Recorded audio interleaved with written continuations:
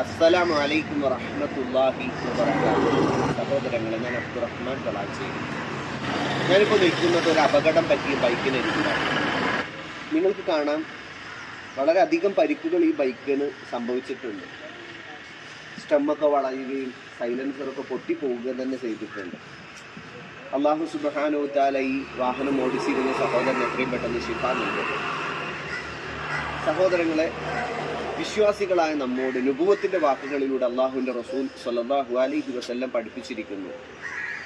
ഒരാൾ വീട്ടിൽ നിന്ന് പുറത്തു പോവുകയാണെങ്കിൽ ബിസ്മില്ലാഹ് ആമൻതു ബില്ലാഹ് തവക്കൽതു അലല്ലാഹ് ലാ ഹൗല വലാ ഖുവത ഇല്ലാ ബില്ലാഹ് എന്ന ദിക്ർ ചൊല്ലിക്കൊണ്ട് പോവുകയാണെങ്കിൽ അദ്ദേഹം ആ യാത്ര കഴിഞ്ഞു വരുന്നതുവരെയും അള്ളാഹു സുബ്ഹാനഹു വ തആലയുടെ സംരക്ഷണം ആ മനുഷ്യന് ലഭിക്കുമെന്നുള്ളതാണ്. അതുപോലെ തന്നെ വാഹനത്തിൽ കയറുമ്പോൾ സുബ്ഹാനല്ലദീ സഖർ ലനാ ഹാദാ വമാ കുന്നാ ലഹു മുഖിരിനീൻ,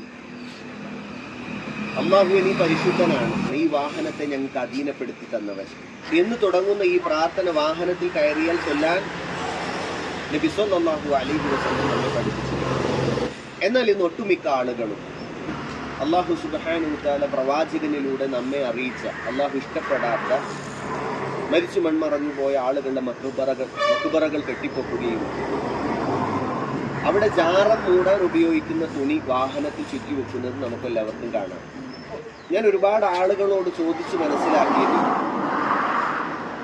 എന്തിനാണ് നിങ്ങൾ വാഹനത്തിൽ ഇത് കെട്ടുന്നത് എന്ന് ചോദിച്ചപ്പോൾ അവരെല്ലാം പറഞ്ഞത് ഇത് വാഹനത്തിന് സംരക്ഷണമാണ്, അപകടം പറ്റാതിരിക്കാൻ വേണ്ടിയാണ് എന്നുള്ളതൊക്കെയാണ്. സഹോദരങ്ങളെ, ഇസ്ലാം വഹീന്റെ അടിസ്ഥാനത്തിൽ പൂർത്തീകരിക്കപ്പെട്ടതാണ്. അള്ളാഹുവിന്റെ കാവൽ ലഭിക്കാൻ അള്ളാഹുവിന്റെ റസൂൽ സ്വല്ലല്ലാഹു അലൈഹി വസല്ലം നമ്മെ പഠിപ്പിച്ച അദ്കാറുകളും ദിക്റുകളും ഒക്കെ അടുത്ത രീതിയിൽ ജീവിക്കുകയാണ്. എന്നെ ഏറെ അത്ഭുതപ്പെടുത്തിയത്, ഇത്രത്തോളം അപകടം പറ്റിയ ഈ വാഹനത്തിൽ ഇതുപോലെ 2 ജാറത്തിലെ തുണി പൈസ ചുറ്റി കെട്ടി വെച്ചിട്ടുണ്ട്. ഞാൻ നിങ്ങൾക്ക് ആ കാഴ്ചയൊന്ന് കാണിച്ചു തരാം. നോക്കൂ സഹോദരങ്ങളെ, ഇതാണ് അതിലെ ഒന്നാമത്തെ കെട്ട്. നമുക്കിതിൽ എന്താന്ന് നോക്കാം. ഇതുകൊണ്ട് എന്താണ് ഇവർ ഉദ്ദേശിക്കുന്നത് എന്ന് ഞാൻ നേരത്തെ പറഞ്ഞു. ഈ ഒരു തുണി ചുറ്റുന്നതോടുകൂടി ഇവർക്ക് അപകടത്തിൽ നിന്നും സംരക്ഷണം കിട്ടുമെന്നാണ് ഇവർ വിശ്വസിക്കുന്നത്. നോക്കൂ, ഞങ്ങളുടെയൊക്കെ ജാഹിലിയ കാലഘട്ടത്തിൽ ഞങ്ങൾ റബ്ബല്ലാത്തവരുടെ പേരിൽ പൈസ ഒഴിഞ്ഞു വെക്കാറുണ്ട് ഓരോ കാര്യങ്ങൾ നടക്കാൻ വേണ്ടി. ഈ വിശ്വാസം മുസ്ലിം സമൂഹത്തിൽ എങ്ങനെ കടന്നു വന്നു എന്ന് എനിക്കറിയില്ല. നോക്കൂ, നിങ്ങൾ ഒരു 50 പൈസയുടെ നാണയത്തൊട്ട്, സുബ്ഹാനല്ലാഹ്. മാത്രമല്ല, ഇതിൽ രണ്ടാമത്തേത് കണ്ടില്ലേ,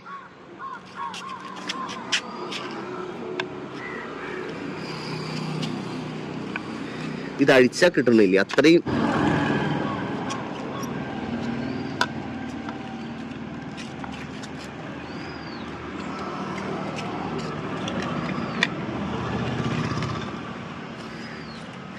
ഇത് രണ്ടാമത്തേത്.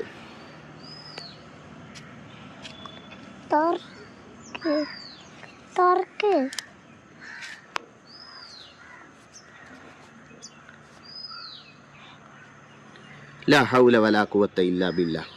സഹോദരങ്ങളെ, ഈ കെട്ടുന്ന ഈ മനുഷ്യർ ഇതെന്ത് നിയ്യത്തിലാണ് കെട്ടുന്നത്?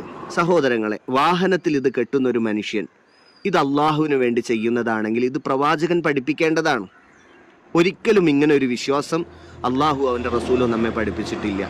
ഇത് വാഹനത്തിൽ കെട്ടുന്നവന്റെ തവക്കൽ ആരിലാണ്? അള്ളാഹുവിലാണോ, അതല്ല മരിച്ചു മൺമറഞ്ഞു പോയ കബറാളിയിലാണോ? അങ്ങനെയാണെങ്കിൽ തീർച്ചയായും അത് ശിർക്കിലേക്ക് മനുഷ്യരെ നയിക്കുന്നതാണ്. നബി സല്ലല്ലാഹു അലൈഹി വസല്ലമ തങ്ങളുടെ അരികിലേക്ക് കുറച്ച് ആളുകൾ ബയ്യത്ത് ചെയ്യാൻ വേണ്ടി വന്നു, ഇസ്ലാം സ്വീകരിക്കാൻ വേണ്ടി വന്നു. എല്ലാവരുടെയും കൈ പിടിച്ചുകൊണ്ട് നബി സല്ലല്ലാഹു അലൈഹി വസല്ലം അവർക്ക് ബയ്യത്ത് ചെയ്തു. ഒരാൾ കൈ നീട്ടിയപ്പോൾ നബി സല്ലല്ലാഹു അലൈഹി വസല്ലം അവിടുത്തെ കൈ പിൻവലിച്ചു. സ്വഹാബാക്കൾ ചോദിച്ചു, അള്ളാഹുവിന്റെ റസൂലെ, അങ്ങ് എല്ലാവർക്കും കൈ പിടിച്ചുകൊണ്ട് ബയ്യത്ത് ചെയ്തു, എന്താണ് അദ്ദേഹത്തിൽ നിന്നും കൈ വലിച്ചു കളഞ്ഞത്? നബി സല്ലല്ലാഹു അലൈഹി വസല്ലം പറഞ്ഞു, അവന്റെ കയ്യിൽ ചരട് കെട്ടിയിട്ടുണ്ട്, അവൻ ആ ചരട് അഴിച്ചു കളയാതെ ഞാൻ അവന് ബയ്യത്ത് നൽകുകയില്ല എന്നുള്ളതാണ്. സഹോദരങ്ങളെ, അള്ളാഹു അവന്റെ റസൂലോ പഠിപ്പിക്കാത്ത ഇത്തരം അന്ധവിശ്വാസങ്ങളിൽ നിന്നും അനാചാരങ്ങളിൽ നിന്നും വിട്ടുനിൽക്കുക. ഇതുപോലെ 1ഉം 2ഉം ബൈക്കിന്റെ അപകടങ്ങളിൽ നിന്നും രക്ഷപ്പെടാൻ വേണ്ടിയാണ് അദ്ദേഹം കെട്ടിയത്. എന്നാൽ ഈ ബൈക്കിന്റെ പൂർണ്ണ രൂപം ഞാൻ നിങ്ങൾക്കൊന്ന് കാണിച്ചു തരാം.